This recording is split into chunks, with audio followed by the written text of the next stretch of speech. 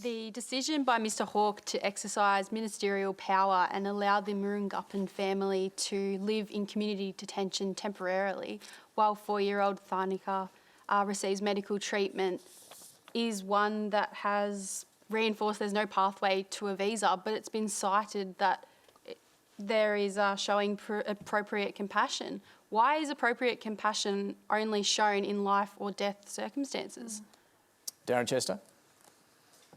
Well, thank you, David, and thank you for the question. And I guess compared to the rest of the panellists tonight, I'm in the most difficult position as a member of the executive, a member of cabinet, and I don't want to say anything that's going to particularly jeopardise the family's situation in terms of further avenues for appeal they may have open to them, and further court proceedings I understand could be underway. There is no shortage of empathy or compassion amongst the Australian people or amongst the Parliament on both sides of the House in terms of the situation the family has found themselves in. But the point I guess I want to make, without going down to specific details of this case, David, is that our nation does play a very big role in terms of providing visas for people who are deemed to be refugees or in need of protection. In fact, over the past decade, we've provided 168,000 protection visas. So it's not as if Australia doesn't provide visas for people who need that protection and when they need it. Now, I don't want to get into the details of the case because I understand there are some more proceedings. But well, I think we're still able to talk about the case. And the question really goes to why is compassion only shown now when it becomes a big public and political issue? Was it compassionate to keep this family with 2 young girls on Christmas Island for nearly 2 years? Well, at this point, David, the point I was trying to get to, at this point, going through all the legal channels available to them in Australia, the family had not been identified or recognised as refugees or warranting the protection visa that they sought. So they weren't identified, and there have been other families. Does that mean they have to go to Christmas Island? Well, other families and people, individuals who came as unauthorised arrivals to our country in the past who have been returned to Sri Lanka, and that has been a process that has been underway now for many years. Now, it is an area of public policy that is not without an enormous amount of complexities. I know, David, you're aware. You were a press gallery journalist, as I was a backbencher in opposition during the time where we had 50,000 people arrive on boats on Australian shores, and tragically, at that time, 1,200 people died trying to make the journey. And so that's why this family has to spend 2 years nearly on Christmas Island, is it?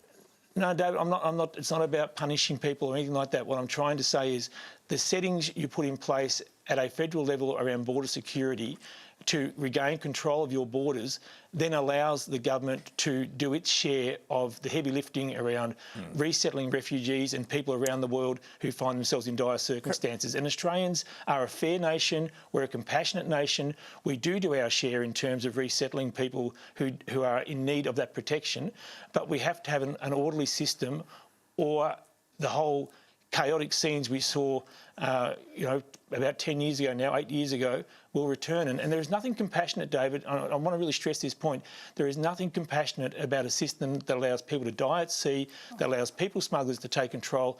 And as a Veterans Minister, I have met with family members who have lost a loved one, who worked on border protection, who were traumatised by having to retrieve bodies from the sea. And now these are really difficult issues. I don't pretend otherwise, and I understand that there are strong emotions about it. As a local member, I've had dozens of calls to my office, as I'm sure Clare has. If the minister involved can work through the process and the legal structures he has available to him and get a positive result, I think Australians would be... What's a positive result? I want to move on, but what's a positive result? You mean they should be allowed to stay? Well, David, the problem I have in making any comment is there has to be, if there is a result for the family that can be a legal avenue that they fulfil the obligations put in our legislation, and then that can be repeated for other families in similar situations, then that's the process we have in place. And it is a very sad and difficult issue. Clare O'Neill, Labor's said they should be allowed to return to Biloela. Are you saying they should be given permanent a permanent stay in Australia or only temporary refugee visas? I mean, they've got a number of legal channels that they're continuing to pursue at the moment to try to get a permanent visa to stay in Australia. I think the inarguable point at the moment is that they should be back in their home in Billow, where there's a community that wants them there. They've got, supports, they've got roots that have been set down here. But in terms of the permanency of it, the thing is the Immigration Minister has entire discretion.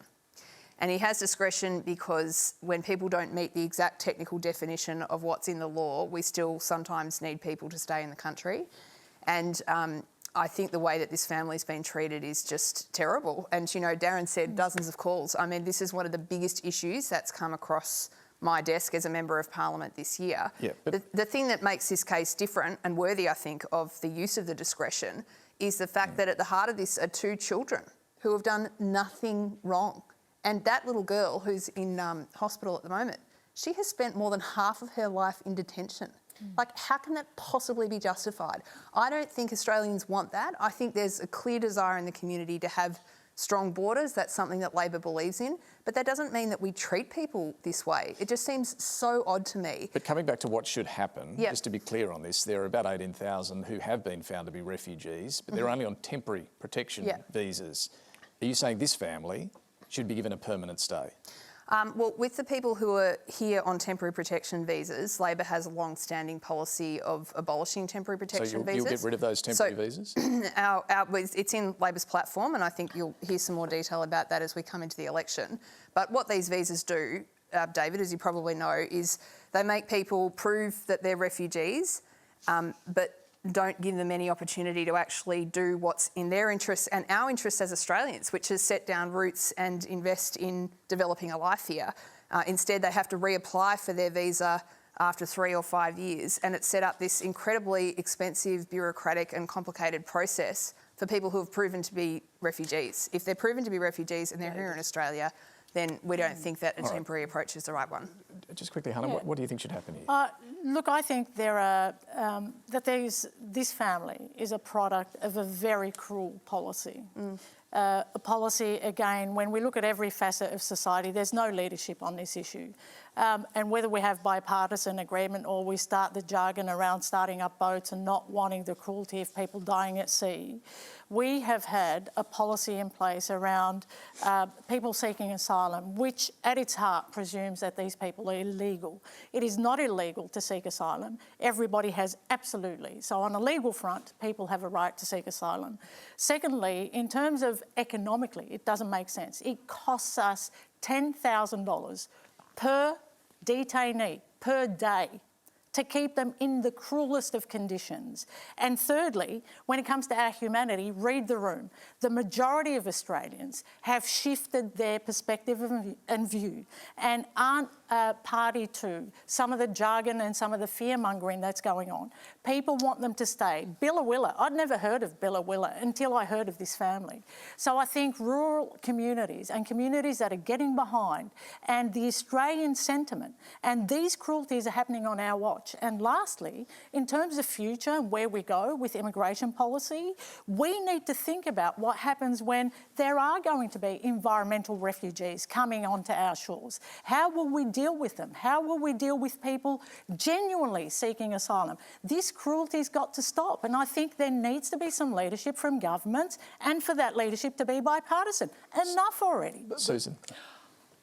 What I'm going to say is I don't think I'll be very popular, but Australia is a country of a fair go, and yes, we should be showing compassion and all the care that we can give to this family.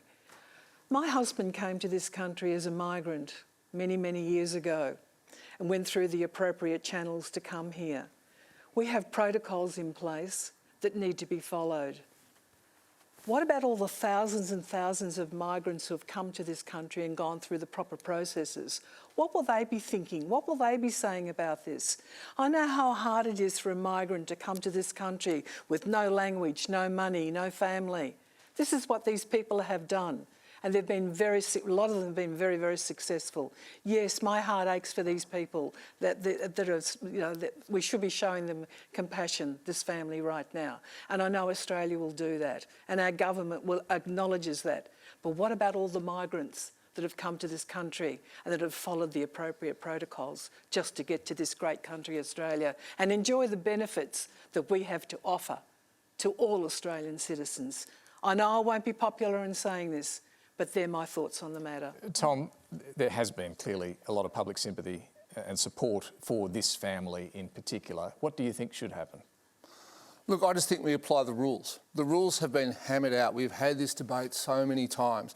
We had, years ago, Labor had a different position on people coming in boats, as it was mainly then, and that was very much on our TV screens. And the coalition said, no, we're going to change this. And then Labor said, yes, we'll agree, we should change it. And now we're having another debate.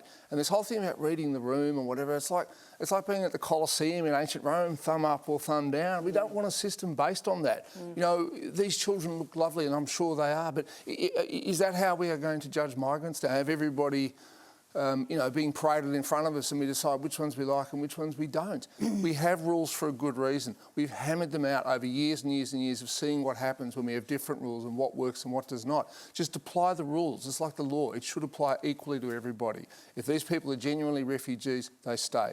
If they are not, they go back to Sri Lanka. It's that simple. It doesn't need endless debate because we've had it before.